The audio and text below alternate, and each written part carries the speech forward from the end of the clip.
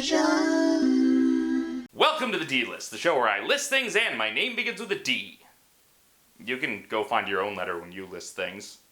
Today it's time to talk about one of the most talked about shows of the season.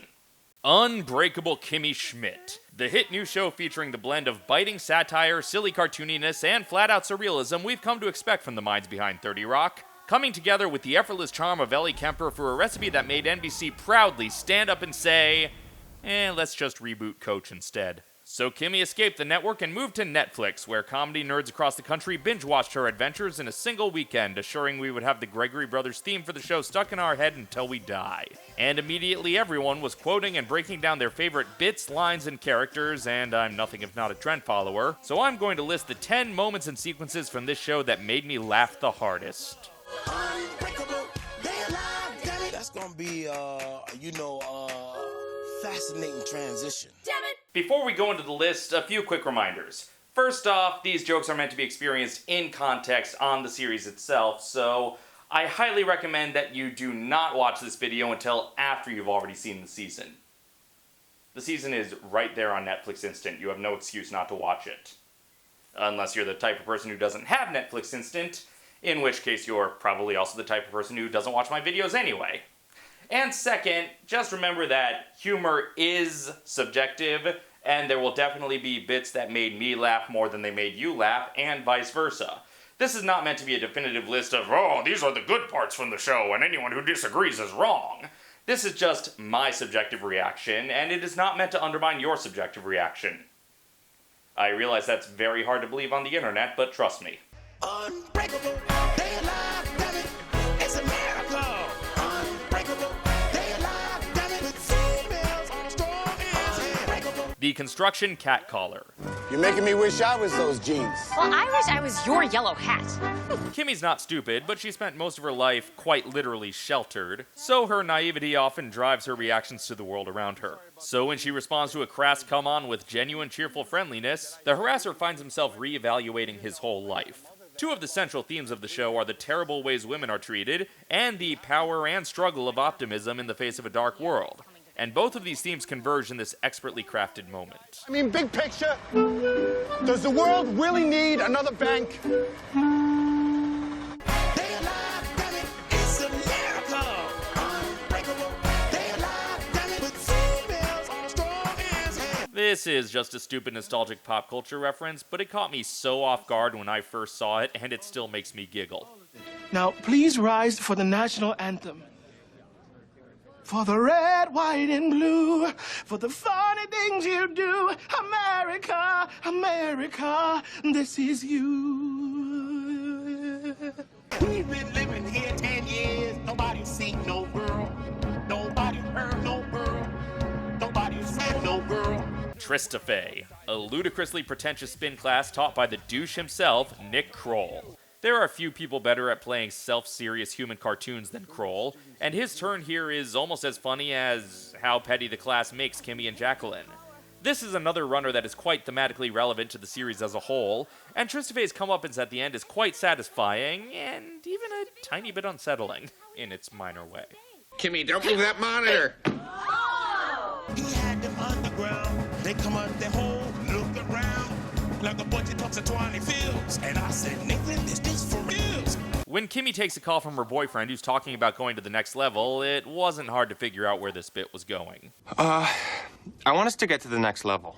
I've only got one life, so it's now or never. He's clearly holding a video game controller. We know the tragic punchline to this joke long before Kimmy does. But it's a solid execution of a familiar trope, and it's all worth it for one of the greatest out-of-context quotes from the whole series. Oh my gosh. I thought it was weird when you said troll the respawn, Jeremy, but I figured that was just a new way of saying goodbye. I've been saying it all day. Troll the respawn, Jeremy. Ha, first time on bath salts to you. Oh, Carol Kane, please live forever. 1, 2, 3, 4 girls come out. 1, 2, 3, 4 girls come out. Unbreakable. The bus ride to Durnsville. A brief scene centered around a fairly one-note joke, but masterfully played. First, we catch a glimpse of the catalog Titus is reading, and it seems like a one-off background gag, but they expound by showing what kind of person would even introduce that catalog to the bus. You folks having a smooth ride back here? Aren't you the bus driver? You can't be back here. We're on a highway. You wouldn't be saying that if I was an airplane pilot, like my brother Alan. He's so great because he went to high school and only has one DUI. You have to drive the bus! Turnfield turn's coming up! This is the kind of stuff that really reinforces the show's absurdly heightened comedic perspective. The show easily could have just featured everyone else playing the straight man to Kimmy's crazy, clueless, sheltered lady, or it could have had Kimmy being the straight man with her old-fashioned sensibilities clashing against the weirdness of modern life, or it could have had Kimmy's grounded Midwestern sensibilities clashing against the crazy, rich New York people, or even the New York cynical realism clashing against the absurd Midwestern sensibilities. But if there's one thing we've learned from Tina Fey shows, it's that there's really no such thing as normal. Everybody is their own different brand of crazy, and those crazinesses all clash together for a whirlwind cacophony of absurdity that's actually kind of realistic when you look at it. Unbreakable, they alive, damn it, it's a miracle. Unbreakable, they alive, damn it, with females on strong as unbreakable. The Loop. The always awesome Dean Norris gives Titus an intense boot camp in how to pass for a straight character. No! You leave a buffer seat! Really, what more needs to be said? This subplot is great. First of all, you're drinking beer! And straight men never give any indication they're listening. They don't even nod! The final test on the horizon is a theoretical audition for Entourage 2. The storyline culminates in one of the biggest reliefs in television history. There is no Entourage 2 audition. There is no Entourage 2. Oh, thank God. Oh, there is no Entourage 2. There is no Entourage 2.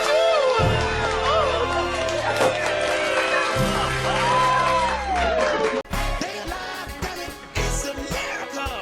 Unbreakable, they alive, damn it, with females on strong as Spider-Man 2, Too Many Spider-Men. Are Turn Off the Dark jokes old and boring by now? Maybe in general, but this runs so far with this silly premise that it's impossible not to love it. The concept of doing a sequel to Turn Off the Dark is silly enough, but the premise of the play that we glean from the audition is just flat out bonkers. And then there's the song. And I will crush that Spider-Man, and then that other Spider-Man, and all the Spider-Man, till I'm the Spider-Man! This series really only has a couple of musical moments, but each one is a slam dunk. Throw in a weird Affleck joke, and you have one of the most memorable pieces of the weird alternate New York this show is set in. Oh, my balls! My mouth! We've been living here 10 years. Nobody's seen no girl. Nobody heard no girl. Nobody said no girl. The Fake Crack Den. When Zan hopes to be sent to live with her father after the divorce, she stages a living scenario that combines all of the worst nightmares of her rich, sheltered white mother. What's up, fellow prostitutes? Where's all the money from the drugs you smoked? It's as over-the-top and poorly researched as you'd expect from a plan put together by a teenager and Kimmy, and yet it's still quite effective. As a bonus, the scene manages to address every major subplot from the episode. Hey, hands off my girlfriend! And you're dating a gay guy? Sure. He had them underground. They come out their hole, look around, like a bunch of talks at Twine Fields. And I said, Nathan, is this for reals? Reverend Wayne. The villain of the series is finally revealed. And he's John freaking Hamm. And he uses every bit of his charm to win over the townspeople, the jury, and even the prosecutors. Even though not a single thing he says holds together logically. That's weird. Because in your deposition, you describe this man, or more likely, woman, as having a big bushy beard. Yes, that's right. A beard? Ladies and gentlemen of the jury, do you see a beard?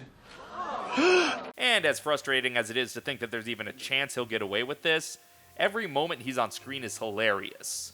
Of course, Tina Fey and Jerry Minor as the incompetent prosecutors also provide quite a few of the laughs, but it's the Reverend who truly steers the scenes comedically. Now that Don Draper has put away his briefcase for good, I wouldn't be surprised if John Hamm spends even more of his time doing comedy.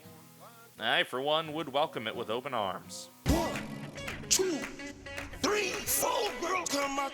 1, 2, 3, 4 girls come out. Unbreakable. The show is centered around fantastic characters played by fantastic comedic performers, so I actually feel a little bad that my number one slot doesn't actually feature any of the regular cast, but I can't help it. This is still the bit that makes me laugh the hardest from this show. Daddy's boy, I'm just a silly little daddy's boy. The best musical moment in the show. Every single detail here is impeccable. The wardrobe, the makeup, the set design, the studio, the cameos from Robert Osborne and the guy who played Holling on Northern Exposure, and the sheer delight in listening to how long the gag goes on under the end credits. Far longer than it would have had the show actually been on network television. Every second of this sequence brings a new laugh. And if the funniest moment in Season 2 is only half as funny as this, it will still be worth it. Coming up next, an encore presentation of Daddy's Boy. No! We had a deal. And there you have it. The bits and pieces of Kimmy Schmidt that just made me laugh the hardest. What about you? What were your personal favorite moments from this series? Let me know in the comments, and until next time, troll the respawn, Jeremy. Unbreakable, they alive, damn it. But females are strong and unbreakable, they alive, damn it. It's a miracle. Unbreakable, they alive, damn it. That's gonna be, fascinating transition. Damn it!